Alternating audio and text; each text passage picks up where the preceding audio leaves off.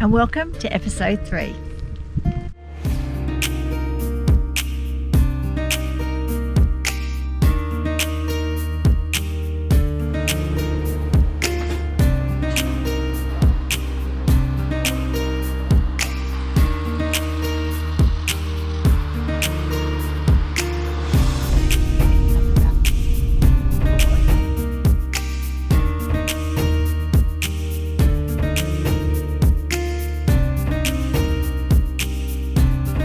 Good morning everyone, it's another beautiful new day. We're here in Bathurst. We've actually been here for 2 nights. We came in the day before yesterday and did our coal shopping, got settled here at this free camp. But then it came over quite rainy, and then yesterday storms were predicted. So we thought, well, we'll just hunker down here for the day, go to the Railway Museum, and then relax through the afternoon. So that's what we did, and sun today and the next couple of days, so that's nice. So we're here at the free park. We're at the free camp. It's really just on the side of this little road here, but there's not a lot of through traffic, so that didn't bother us. And there is a highway over here, but we didn't get any truck noise from that either, so that was really good. It's a beautiful little park. There is toilet facilities here, barbecue. There's a tap there, but it's too far away from the road to be able to connect straight to your van. So we've just shunted water across in our 10-litre containers, but that worked for us. So it's free. There's another, you can also stay for a small cost in the showground, which is only just on the other side of the river next to the same road, so we thought we might as well do it for free in here.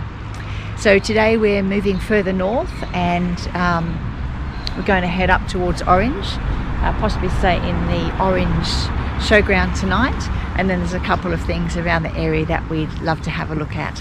So that's our plan, and here we go.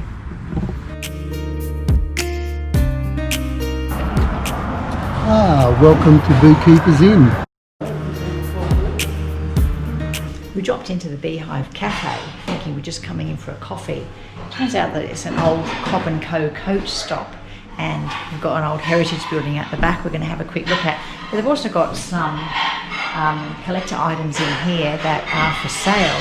And in here, which is fascinating for me, it's a cedar chemist box dated in 1830. You can buy it for $7,000. Amazing. It's just amazing the items they've got. We've arrived at the Borenore Karst Conservation Area, and we're just going to have a quick picnic lunch, aren't we, Kerry? Yeah, having a quick picnic lunch now. And then we're going for a little walk. It's beautiful here, isn't it, Kerry? It is. It's a lovely spot. Except for the flies. Except for the flies. And the bugs I got in my tea.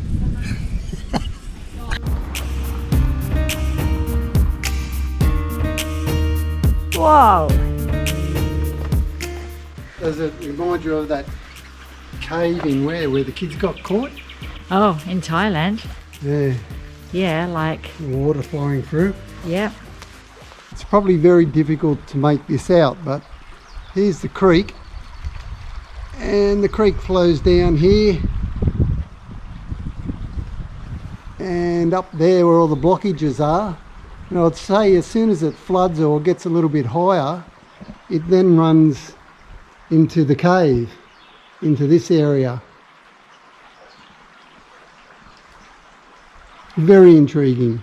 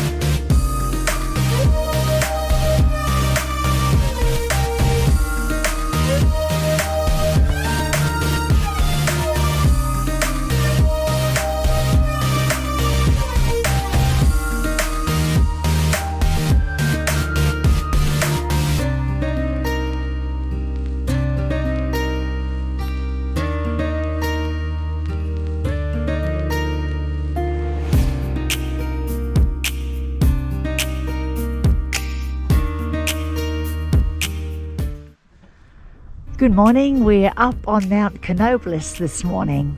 It's an absolutely beautiful day up here. Apparently Mt Cannoblis is the highest point in a line between Sydney and Perth. So there is some really beautiful views. We're just up here to do a couple of short walks. We'll have lunch while we're up here and we'll show you what it's like. So we're going to head out on the Federal Falls track.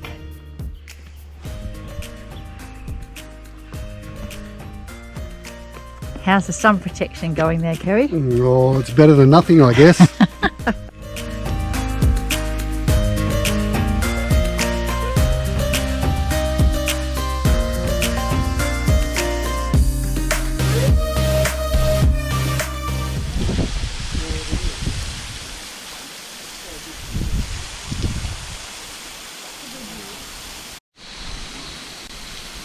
Look at it, Kerry. Here it comes.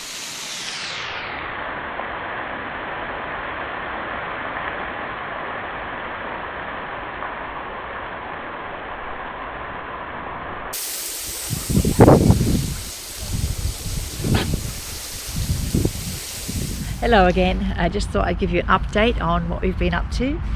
We've came into Orange a couple of days ago. We've been out to visit the Borenore Karst Reservation area, and we spent a day up on Mt Cannoblis doing a bushwalk. Yeah, but if you come through Orange, you have to go out to the Borenore Karst Reserve and go and have a look at the arch. We were surprised by it. It's only 200 metres or so from the picnic area that you drive to, but really a beautiful little spot, and we recommend you go and have a look at that. We went up to Mt Cannoblis and we did I think it was about a 7.5k round trip walk out to Federal Falls. A bit hot on the day we did it for us, but you can get under the falls if you don't mind pretty much getting in there on your hands and knees in the slippery rocks and cool off in that icy cold water. Yeah, so Mt Cannoblis is almost 1,500 metres above sea level, so it's some really great views up there. Anyway, so that's what we've been doing. Kerry's just doing the final touches on hitching up the car, and we're going to be heading off now towards Canalja and then on to Grenfell for the evening. Yeah, I had a little bit of a problem here with my shoes. I knew there was a little bit of problem on one of the soles of my boots. My lovely walking boots, which I've had for about 6 years, and I absolutely love wearing them. But then when I had a look at them, they look like this. Can you see that? Completely come off, so I had to go into town yesterday and find a pair of boots. And I've come up with these.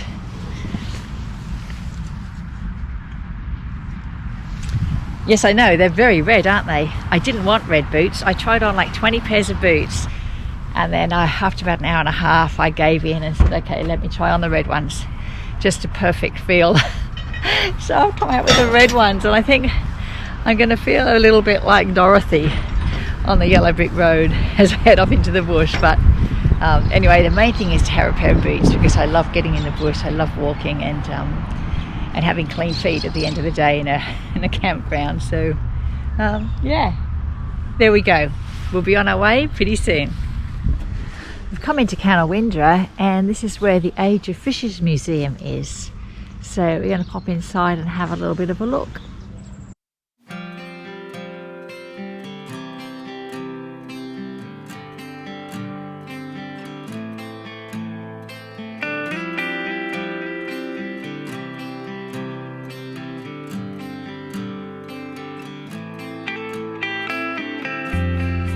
Good morning, just a quick update from Grenfell. You can see behind me the pick and the pan. They lay claim to some gold rush fever around here, but not that we've seen it. So we've had a couple of days here at Grenfell, and it's been really pleasant. We went out to the Bushranger's Cave, Ben Hall's Bushranger Cave, where we used to do his hideout, and we've seen Seaton's Farm, which is a very interesting farm that was set up during the Depression. So I'll show you a little bit of footage of that. We're heading a bit more seriously now towards the Snowy Mountain area, Kosciuszko Park, and yeah, we'll show you where we end up.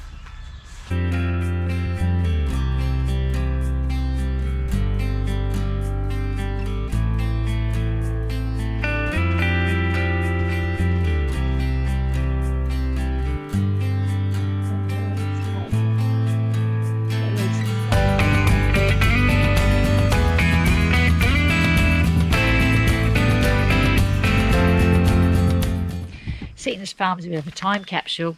A farm that was established during the Depression, and it's been left in that original state when the families have left, and shows you how hard it was to do something with nothing during those years.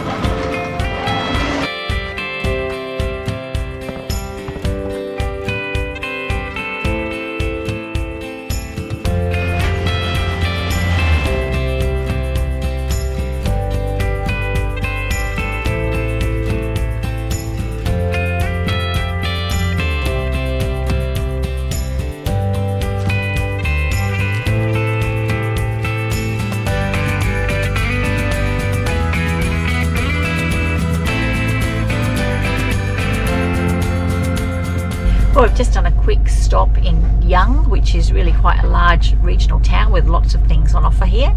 Done a quick shop in Woolies to pick up a few things that we won't see another Woolies for a few days.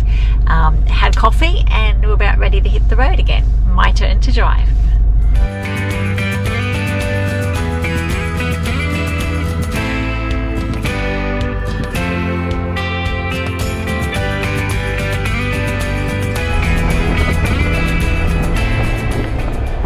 We arrived in Tumut, staying in the Borenore Caravan Park. A really great little spot, and bargain price $25 with power and water.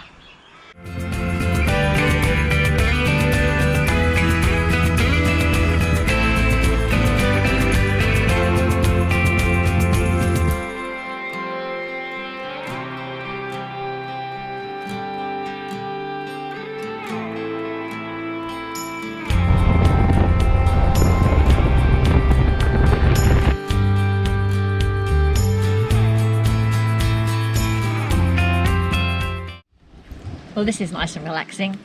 We've set up now at the campground at the Yarrangobilly Village campground, and we've got a nice little waterfront spot here.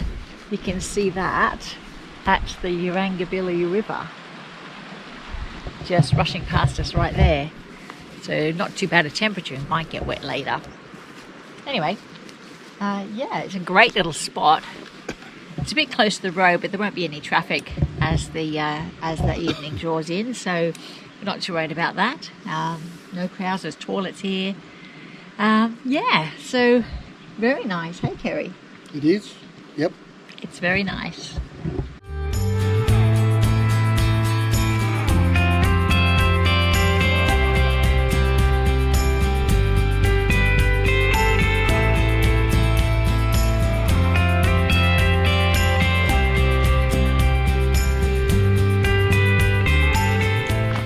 We've come down to Yarrangobilly Caves today, and very surprised to find that they've actually got their tours operating. First day. Yeah, I think so. Yeah. So they had the bushfires go through here and totally destroyed it in the bush. They have to been shut down for a number of months, but they were just today have started getting their tours back up and running. So it's a really lovely surprise for us, and we were going to have a bit of a look around now. We're going on a tour. We'll go for a dip in the thermal pool later, and yeah, great day ahead. Looking forward to it.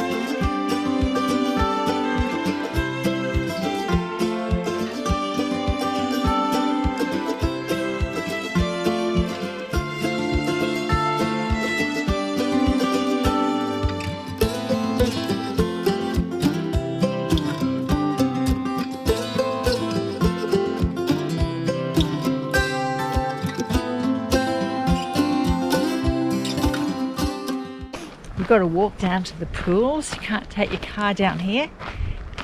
Here's the track, Kerry going around the corner. It's pretty steep. And then we'll do a 3k round trip walk along the river, through self-guided through the South Glory Arch Cave, and back to the car. So we figured it's a really hot day. It's going to be hot by the time we get to the pools, and then we cool off. Then we'll walk along the river track. We'll have a steep climb out, and that's hot. But then we go into the cave, and that's like 10 degrees in there. So when we come out the other end, we hope to be cool and not dusty. Here we go.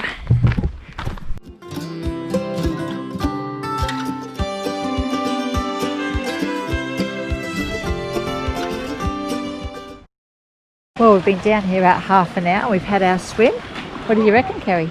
Oh, it was really nice. They call it a thermal pool, but it's really refreshing. It's I'd say to be cool in summer and warm in winter. Yeah.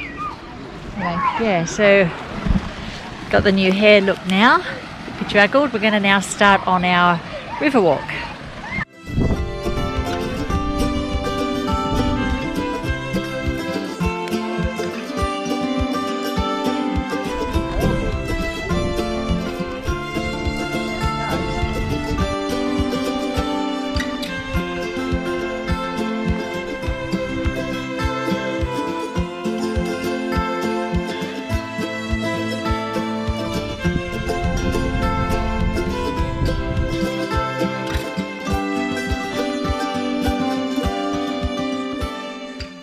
So this is the North and South Glory Caves. We get to go in the south one. So I happen to have one small problem, and that is I forgot my other glasses. So I'm now going to go in the cave with my sunnies on, and hopefully my torch will have enough light to show me which way to go.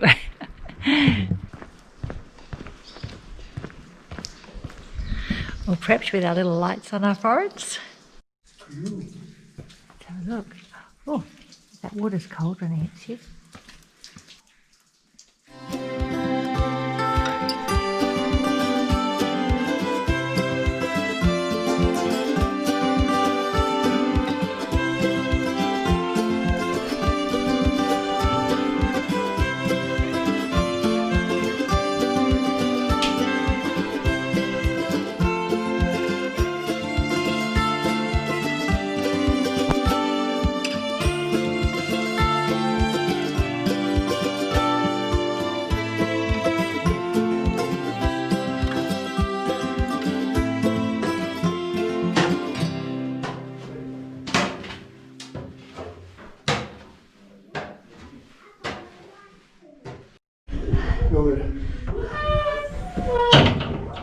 And we're out.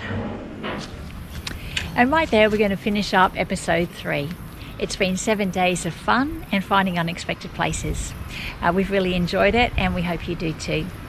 We're also looking forward to bringing you our next episode, where we head further into Kosciuszko National Park up on the high plains. So if you like our content, please consider subscribing, and we'll show you more of what we find along the way. Thank you so much for watching, and bye for now.